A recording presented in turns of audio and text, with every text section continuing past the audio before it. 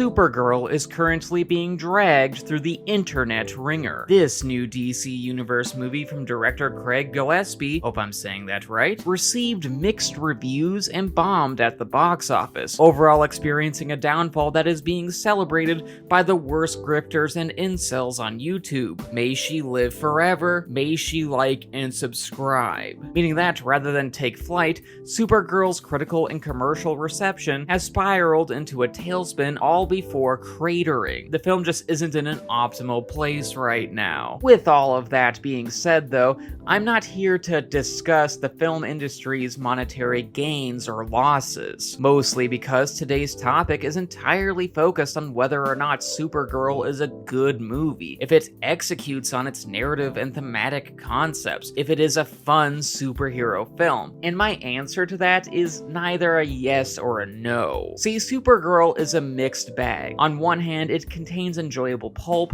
a strong performance from its lead, Millie Alcock, and is an interesting take on Women of Tomorrow, which ranks among the best Supergirl comic book storylines, very much worth a read if you have not done so already. But on the other hand, this adaptation is nonetheless undermined by tonal inconsistencies to such a severe degree that it feels as if the film is experiencing an identity crisis, a crisis on infinite identities, if you will. Hell, Supergirl, as a cinematic experience, often feels like two polarly opposing movies warring with one another. One of these versions of Supergirl is an emotionally sincere movie, and to be clear, this is the part of the film that is good, whereas the other Supergirl movie is an often weak imitation of a James Gunn-style action-adventure vehicle equipped with quippy dialogue and numerous needle drops, as well as just an overall casual lightheartedness, which all contradict Supergirl's more emotionally sincere elements, all to the point of undermining them. And to be blunt, these parts of Supergirl kind of suck, meaning that Supergirl feels as if it were created with two different creative visions in mind. And admittedly, that is possibly close to what happened behind the scenes. In fact, Supergirl reportedly had two competing cuts of the movie. One that was closer to director Gillespie's vision, which is the cut that wasn't the one that ended up in theaters, and the other was closer to that of DCU head James Gunn, which was the cut sent to theaters. And if that reporting is accurate, then my god, does this mess of a film capture that drama, given that Supergirl's confused styles and tones clash to where the film's enjoyability is hampered. In other words, the movie's quality is diluted here. And while Supergirl's inconsistent studio cut doesn't auto-magically mean that Gillespie's cut was good, in fact, its troubled test screenings indicate that there were many imperfections to where the studio felt the need to meddle with that shit, it does highlight how this film's style and tone is often at war with itself, that it's in conflict, which is very frustrating because when you examine Supergirl closely, there is clearly a good movie that is buried beneath the mishaps and faults that is struggling to break free. However, let's start with the positives. As stated earlier, the film adapts Women of Tomorrow, which is one of the best Supergirl stories, and the movie's narrative follows the general gist of that said story fairly well, albeit with a few noteworthy differences. In the film, the plot follows Supergirl, aka Kara Zor-El, as she celebrates her birthday by trekking to another solar system in order to get drunk, which #goals. The rationale for this galactic pub crawl is due to how Kara, with her power set that's basically the same as Superman's, can only become inebriated when debuffed by a non-yellow sun, hence why she desires to book a trip away from the Soberverse, i.e. Earth, alongside her most trusted companion, the one known as Crypto the Superdog, a misbehaving but very good boy who also still remains the only Crypto I support. During one of her stops, Kara becomes entangled in a bar fight after a young girl named Ruthie attempted to enlist some of the establishment's patrons for a revenge quest against a brigand named Krem of the Yellow Hills, who is a truck-stacked block of donkey shit who murdered Ruthie's family. So the vengeance is kind of understandable here. When these hardcore drunkard aliens at the bar desire to just seize Ruthie's potentially lucrative family heirloom without providing the much-needed vengeance, Supergirl Supergirl defends Ruthie, doing so exceptionally well to where Ruthie, on the spot, requests Kara's aid to avenge her family, to which Kara initially refuses because she's kind of a mess and doesn't want to become entangled in a young girl's grief-inspired vengeance that still won't be satiated even if they succeeded on their quest. So understandably, Kara turns Ruthie down. But seeing as there needs to be a movie where stuff happens, the status quo changes. In fact, Krem attacks Supergirl and severely and potentially fatally injures Krypto in the process, which is a huge no-no against societal law, because unless you have a death wish, never ever hurt a white woman's dog. With Krypto potentially dying due to poison and needing the antidote that Krem keeps on himself personally, very convenient, Kara reluctantly agrees to team up with Ruthie, and from there the two hunt Krem and his minions down. Supergirl's more emotionally sincere attributes are the best aspects of this film. If we removed the comic book and superhero elements from this film, Supergirl's narrative and thematic core revolves around grief. Most obviously for Ruthie, because, you know, family be dead, but also for Kara as well. See, Kara's origin story spawns from a much darker place than that of her cousin Clark Kent, aka Superman, for those of you who aren't fluent in superhero. It's a tough language. And Clark's worldview was influenced by his upbringing. After all, he's an intergalactic orphan adopted by nice and good-natured parents in Kansas, a place that might now actually be worse than Nebraska. My God, have you fallen? And while Clark's upbringing wasn't easy due to said being an alien orphan, gaining super abilities, and the fact that he never knew his biological parents before their deaths, or that of Krypton, Superman's planet of origin, before it was destroyed, Clark didn't have to necessarily grieve these things, or at least not in the typical sense. Sure, never knowing his birth parents or his ancestral homeworld obviously carries its own sort of sadness, melancholic feelings, and its own version of grief, because, you know, he feels lost for something that he didn't have that he honestly deserved to. But still, Clark was raised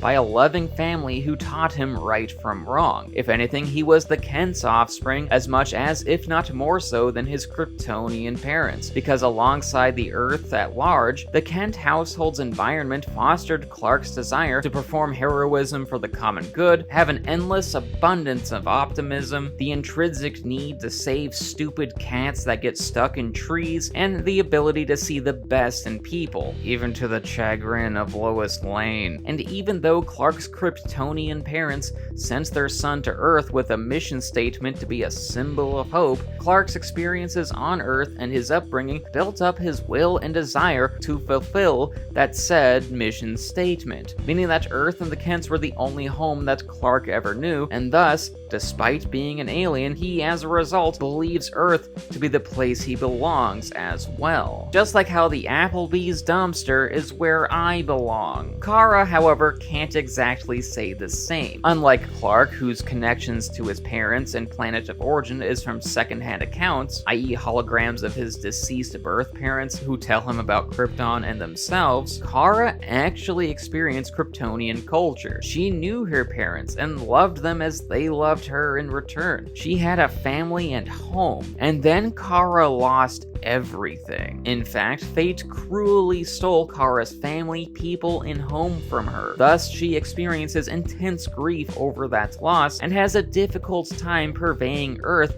as her new home. Due to her sense of loss, she is in agony because nothing else linked to her childhood remains save for herself, Clark, and Krypto. Which is honestly why Kara goes apeshit after Krem hurts Krypto, because even more so than Clark, El Popo is Kara's one true remaining tether to her past and history, to her life on Krypton. And when Supergirl focuses on Kara's grief and sense of alienation on Earth, and how she is attempting to teach Ruthie that killing Krem won't fill the hole in her broken heart, the movie really works. The film just establishes noteworthy emotional stakes that encourage audiences to care about the narrative and action on screen, meaning that this is when Supergirl is at its best. It's just unfortunate that these positive qualities are undermined by some bad choices. As stated earlier, Supergirl feels like two different movies